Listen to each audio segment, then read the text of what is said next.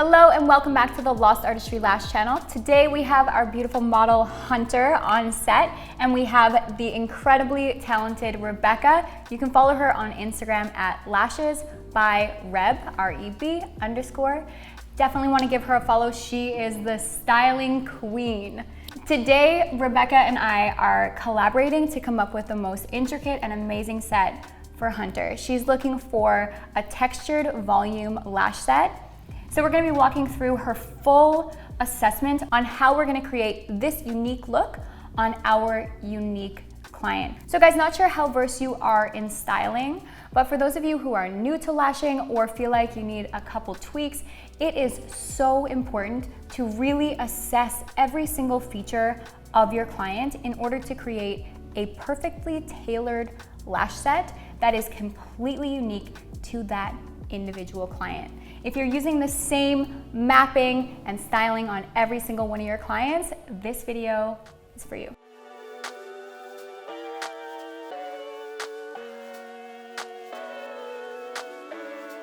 All right, so first things first, let's look at our inspo photo. So looking at her facial and eye symmetry, we are noticing that she has an oval face shape. Her eye planes both are even. So what that means is her inner and outer corner are aligned, and her outer corner does not sit higher or lower than her inner corner, meaning we can't do a traditional cat eye on her because it could risk drooping the eye, but since she does still want emphasis on the outer corners, we could do the section before the last section for the longest length. We could do just off of a kitten or a squirrel map. Another thing to note is her eyes are proportionately set apart, so meaning we could take exactly one of her eyes and fit it in the center. Another thing is her eyes are ever so slightly, it's hard to even see this, deep set and slightly hooded, and she doesn't have a lot of distance between her eyebrows and her lash line, so we can't go too long in length because we could risk hitting that brow. Another thing, she has such beautiful light features. We don't want to take over with too dark of a pigment. So I think a dark brown would be really nice on her. Bring out her freckles, her eyebrows would be really beautiful. I agree. So when I look at Hunter's natural lash color, I see they're very blonde, like a dirty blonde, very close to the color of your eyebrows. And I do feel like if we did black lash extensions on you, it would overpower everything. And you have these really icy blue colored eyes with these light natural lashes and these perfect freckles across your face and fair skin tone. I think brown is going to not only complement those things, but it's not gonna overpower your whole look, and it's just gonna look like it was made for you. And ultimately the goal with this set is not to overpower, it's to make it look like, I keep saying, like it's tailored to you. So we want people to look at you and be like, is she wearing lash extensions? Is she not wearing lash extensions? They're just perfect. And then agreed with the brow spacing. So just look straight at me for a sec. So when Hunter looks directly at me, I can see that her natural lashes are very lifted already. So we need to be really careful because she has just the slightest amount of space between her lash line and her eyebrow. If we're to use lifted curls such as D-curl on your natural lashes, especially with the slightly hooded eye as well, we now are risking hitting against the brow bone up here, which we don't want to do. We don't want these lashes to look super unnatural and to literally curl into your eyebrows or into your skin. That's not going to compliment you. So because your lashes are already so lifted and because we don't have a lot of space, I do think that working with a C-curl would be best. And short lengths. Short lengths to one person can mean a completely different thing to the next person. So to me, when I look at you, given the very limited space that you have, short lengths to me means that, honestly, I don't think I would go much longer than an 11, maybe 12, but I would do a 12 probably on the middle or bottom layer. I don't even think I would do it on the top. And on that note, when I say I'm gonna work with like 11 or a 12, what I personally do is when I'm almost done the set, let's say I have 60% coverage, I'm going to take my inspection mirror and I'm gonna look at the lashes. I might pretend finish the set by using Super Bonder to cure the lashes or Nano Mister, and I might actually get Hunter to open her eyes up so I can see how it's looking. And if you want to adjust your lengths, There's no reason why you can't. You're not married to any mapping. So if you want to switch it up halfway through the service because you think she needs more length or a few lashes taken off because they're too long, that's okay. You can totally do that. Mapping wise, we're gonna do squirrel, kitten, right? How short do you think you want to go on the inner corner?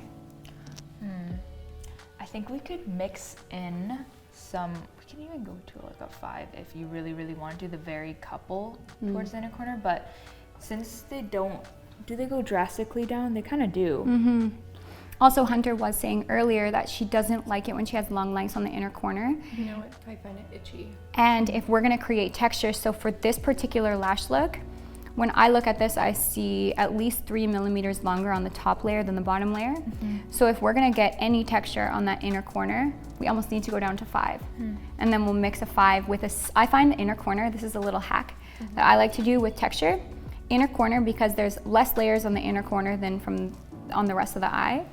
I find even though I'm mixing 3 millimeters longer on the top layer than the bottom layer for this overall aesthetic, I do find on the inner corner, because there's less layers, I often just do 2 millimeters, and it just looks more natural in there when I do a 2 millimeter jump between the shortest and the longest, even if I'm doing more elsewhere. So I would probably do 5 with 7 for the inner, 5 with 7 to like the very, probably to like here. 7 on the top layer, Yeah. and 5 on the bottom. Yeah, if she even has a top layer, yeah. then you can just kind of blend back and forth and then Got move up from there. So we can keep it really subtle but still wispy. I love that, yeah.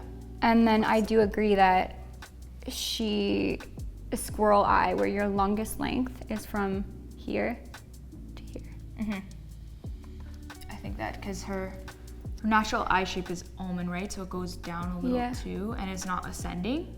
Yeah. So I don't think it necessarily would cause too much of a droop, No, but I we don't agree. want to risk that just in case. And we're gonna emphasize the shaping too. So keeping it shorter here is gonna emphasize this squirrel area that we're going for. I think that would be stunning.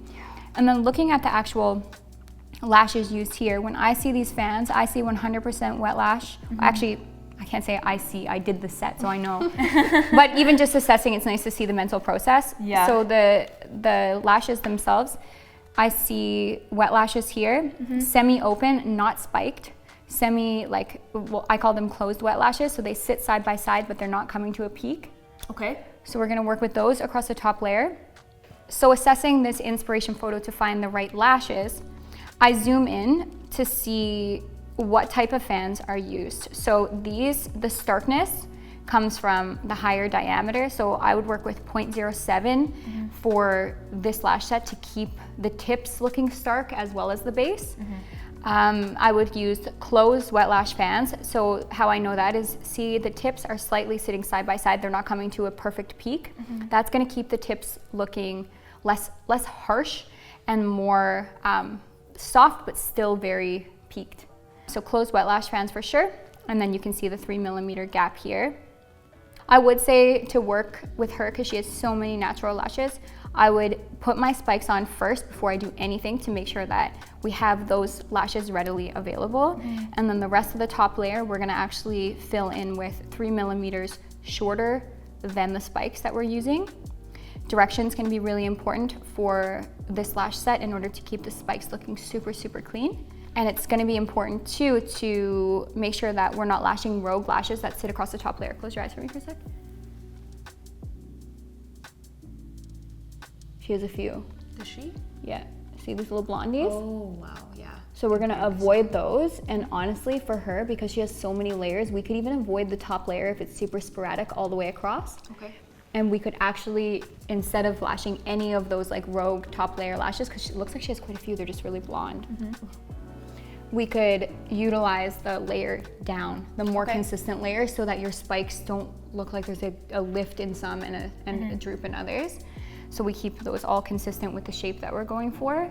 And then bottom layer, I say we keep it with the 3 millimeters shorter, the same mapping that we're gonna use for your shorter lengths on your top layer.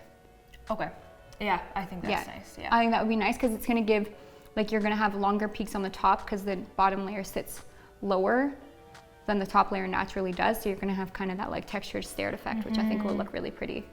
Like in total, it would be 2 kind of layers of lengths. Yep. Yeah, so you're gonna break it into 3 sections. First, longer layer spikes. Then you're gonna look at it to make sure your spikes are good, they're even. We might even open the eyes up, like pretend that we're finished, open the eyes up, make sure there's no spikes that even need to be moved over like a millimeter, like utilize another lash before we lash any of the other lashes, because if we then go in and fill in the base and the spike needs to be moved, now you're having to remove other lashes, or like it just becomes a bit of a nightmare. So spikes first, make sure they're perfect, make sure the shaping's good, symmetry's good, and then moving on to the base on the top layer with your shorter, 3 millimeters shorter, and then not even worrying about the rest of them. It's gonna look super crazy for a minute, and then you're gonna pull back all the layers, do the bottom layer so it looks complete, and then from there we're gonna see if she needs more lengths added for extra texture depending on how it looks across the middle layer. But I think we decide that depending on how her top and bottom layer look. Okay. Sounds good. So intricate. I'm so excited. And see across the board? I think see across the board, she has so much lift. There's not one downturned lash. She has a lot of lift. So it's gonna appear more like a CC on her. Yeah, it is. Yeah. That's actually a really good point too. Because when someone has super lifted natural lashes, the C is going to give more of a CC effect. If we had B curl in brown lashes, I would say we do B from the inner to middle and then C on the outer portion of the eye, but that's not an option. So it's still gonna look beautiful. I think it'll still look very pretty, yeah. It's gonna look amazing. Yeah, I'm excited. I'm so excited. Let's do it.